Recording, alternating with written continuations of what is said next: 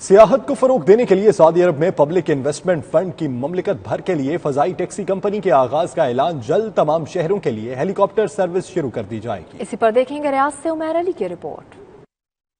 Saudi public investment fund نے مملکت بھر کے لیے فضائی ٹیکسی کمپنی کے قیام کا اعلان کر دیا۔ یہ پورے ملک میں اپنی نوعیت کی پہلی فضائی ٹیکسی کمپنی ہے۔ یہ سعودی عرب کے بڑے شہروں کے لیے سروس فراہم کرے گی۔ علاوہ ازیں مملکت کے ہر علاقے کے لیے سیاحتی پروگرام میں بھی حصہ لے گی۔ کمپنی کا بنیادی سرمایہ 565 ملین ریال رکھا گیا ہے۔ فضائی ٹیکسی کے قیام کا فیصلہ مملکت میں فضائی سفر کی خدمات اور اعلیٰ سیاحت کی بڑھتی ہوئی طلب کے پیش نظر کیا گیا ہے۔ یہ کمپنی بڑے شہروں میں ہیلی کاپٹروں کے ذریعے سفر کی سہولت فراہم کرے گی۔ یہ ٹیکسی سروس دور دراز تک سیاحتی مقامات پر سیاحوں کو پہنچانے کی سہولت بھی مہیا کرے گی۔ پبلک انویسٹمنٹ فنڈ سعودی ویژن 2030 کے اہداف حاصل کرنے، وطن عزیز کو نئے شعبوں سے روشناس کرانے، انہیں فروغ دینے اور قومی آمدنی کے نئے وسائل پیدا کرنے کی حکمت عملی پر گامزن ہے۔